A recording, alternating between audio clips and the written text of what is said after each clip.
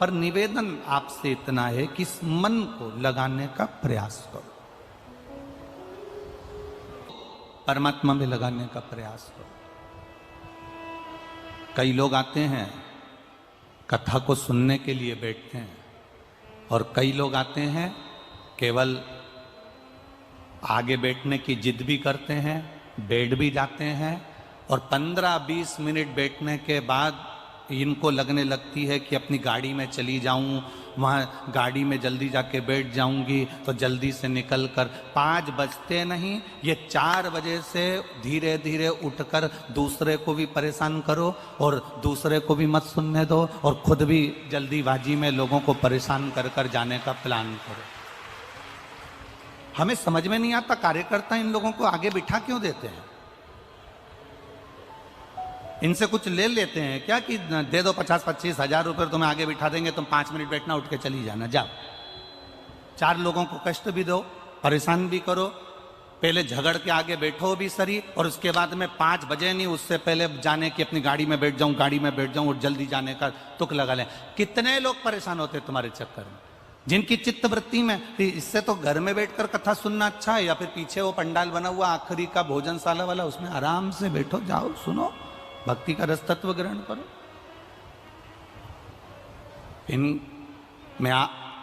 ये इतने लोग कथा के आगे के डी में बैठे हैं, मैं इनकी बात नहीं करूंगा, परंतु जो पीछे पीछे पीछे पीछे बैठे हैं, कभी हम जिस बिल्डिंग में ठहरे हैं उस बिल्डिंग में आके खड़े होकर देखना, ये सुबेरे 4 बजे से एक जैसे आसन लगा के नहाने के बाद बैठ जाते हैं, तो उठते तक नहीं है कहीं जाने के लिए, केवल जगह के चक्कर में, केवल जगह के चक्कर में।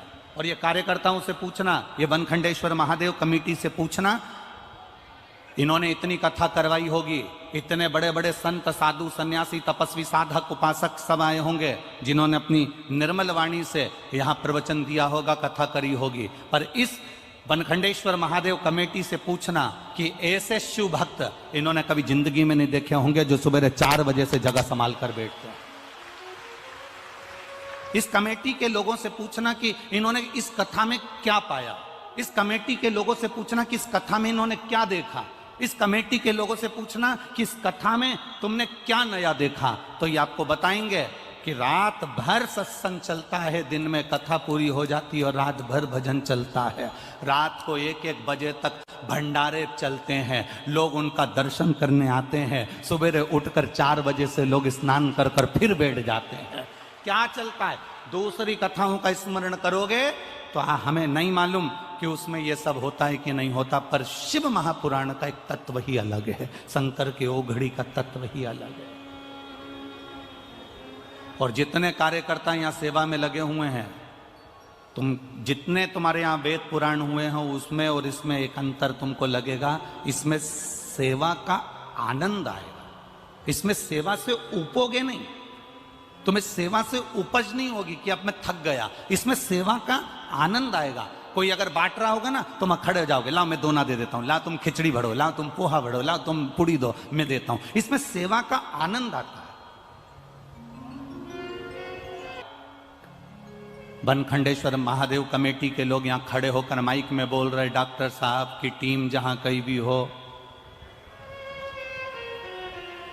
वो यहाँ पर आ जाए और आगे आकर सेवा करे। हम ऐसे डॉक्टर साहब को भी नमन करते हैं और ऐसे बनखंडेश्वर समिति को भी नमन करते हैं जो आवाज लगाकर बुला रहा है। टीम कहाँ है डॉक्टर साहब की? बुलाओ उनको और जल्दी से दिखाओ इनको, बुलाओ उनको, दिखाओ इनको। फिर से तुम ये मत सोचना कि मैं हाथ से सेवा करूंगी तो भगवान प्रसन्न हो जाएगा, मैं चलकर कथा में पहुंचूंगी तो भगवान प्रसन्न हो जाएगा, मैं नयनों से दर्शन कर लूंगी तो भगवान प्रसन्न हो जाएगा, मैं कानों से कथा सुन लूंगी तो भगवान प्रसन्न हो जाएगा। भगवान को प्रसन्न करने का सबसे पहला तरीका है तुम्हारा दिल, तुम्हारा हृदय, तुम्हारा मन, तुम परमात्मा से लगाने का प्रयास करिए। जब तुम्हारा हृदय, तुम्हारा दिल, तुम्हारा मन परमात्मा से लग जाएगा तब भगवान खुद प्रसन्न हो जाएगा। अरे जम के तो बोलो, गुजराती बोलोगे तो समझ जाएगा, अंग्रेजी बोलोगे तो समझ जाएगा, मराठी बोलोगे तो समझ जाएगा, तमिल की बोलोगे तो समझ जाएगा, मद्रास की भाषा बोलोगे करा कि तुम उत्तर प्रदेश में रहते हो, गुजरात जाते हो तो गुजरात की भाषा तुम्हें नहीं आती, महाराष्ट्र जाते हो तो महाराष्ट्र की भाषा तुम्हें नहीं आती, महाराष्ट्र के लोग यहाँ आते हैं तो उनको उत्तर प्रदेश की भाषा नहीं आती, जो यहाँ से वहाँ जा रहा है उसको वहाँ की भाषा नहीं आ रही, वो वहाँ से यहाँ आ रहा है उसको वहाँ की भाषा नहीं आ रही। जरा विचार करना, मेरे भोलेनाथ गुजराती की भी भाषा सुनते हैं, मेरे भोलेनाथ मराठी की भी भाषा सुनते हैं, मेरे भोलेनाथ तमिल की भी भाषा सुनते हैं, मेरे भोलेनाथ बंगाली भी भाषा सुनते हैं, मेरे भोलेनाथ मद्रासी भी सुनते हैं, मेरे भोलेनाथ उत्तराखंड की भी सुनते हैं, मेरे भोलेनाथ असम की भी सुनते हैं। कभी विचार करना, क्या मेरे भगवान कितने स्कूल में पढ़ने गए होंगे जो इतनी सारी भाषा उनको आती होगी। गुजराती गुजराती भाषा में विनती कर रहा है, मराठी मराठी भाषा में विनती कर रहा है, विद्वज्जन संस्कृत में विनती कर रहे हैं, साधारण व्यक्ति हिंदी में विनती कर रहा है, कोई गुजराती, कोई मराठी, कोई बंगाली, कोई पंजाबी है, कोई तेलुगु, सब अपनी अपनी भाषा में विनती कर रहे हैं। कभी विचार करना, क्या भगवान इतनी भाषा को जानते हैं? क्या भगवान इतनी भाषा को सुनते हैं? तो हमारा शास्त्र कहेगा, हमारा भविष्य पुराण कहेगा, हमारी अग्नि पुराण कहेगी, हमारी नर्मदा पुराण कहेगी, हमारी पद्म पुराण कहेगी और हमारी कूर्म पुराण कहेगी कि भगवान इतनी भाषाओं को नहीं जानते, भगवान तो केवल एक भाषा जानते हैं, जो दिल से पुकारता है भगवान उसके हृदय की भाषा को पहचान जाते हैं। अब हाथी ने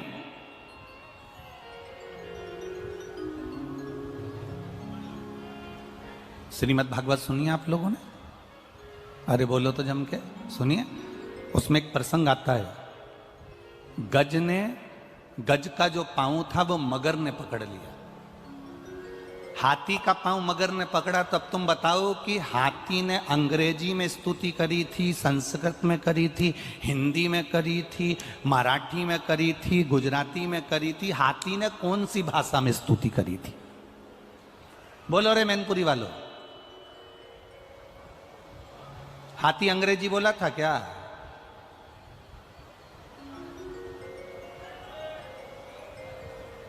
अच्छा, एक बहुत पढ़े हुए लोग रहते हैं ना, जो बात बात में अंग्रेजी झाड़ते हैं, जरा जरा सी बात में अंग्रेजी के शब्द बोलते हैं। कई लोग ऐसे भी होते हैं व्यासपीठ पर बैठकर भी अंग्रेजी के शब्दों का प्रयोग करना चाहते हैं जिससे हमारी वैल्यू बढ़े।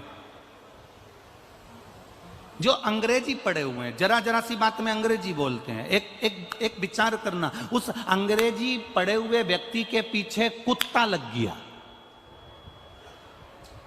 अब तुम कुत्ते के सामने कह रहे excuse me excuse me excuse me please please please. जरूर उनको ये बात का ज्ञान होगा कि कार्तिक महीने में एक कथा भी यदि कोई दिल से श्रवण कर लेता है, शिव नाम ले लेता है, शंकर का स्मरण कर लेता है, शिव नाम की स्तुति कर लेता है, शंकर का अविरल भक्ति को धारण कर लेता है, शिव महापुराण की कथा कहती है, भगवान शंकर का चरित्र कहता है, आप और हम तो अपने घर पर दिवाली मनाते हैं। 33 कोटि देवी देवता काशी के घाट पर, गंगा के घाट पर दीपावली मनाते हैं। काशी के घाट पर दीपावली का पर्व मनाया जाता है।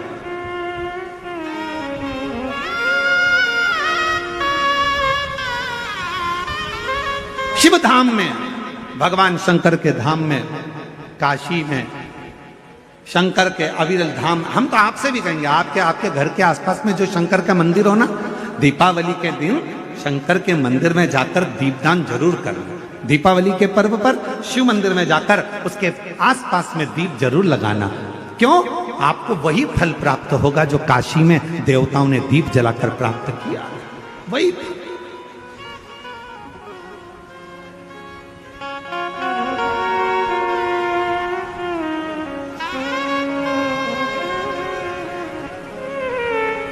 भगवान शंकर की अविरल भक्ति को धारण,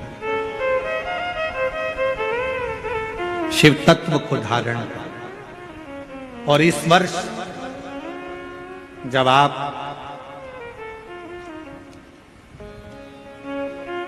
20 अक्टूबर को दिवाली मनाएं और 20 तारीख को जब आप दीपावली का पर्व मनाएंगे,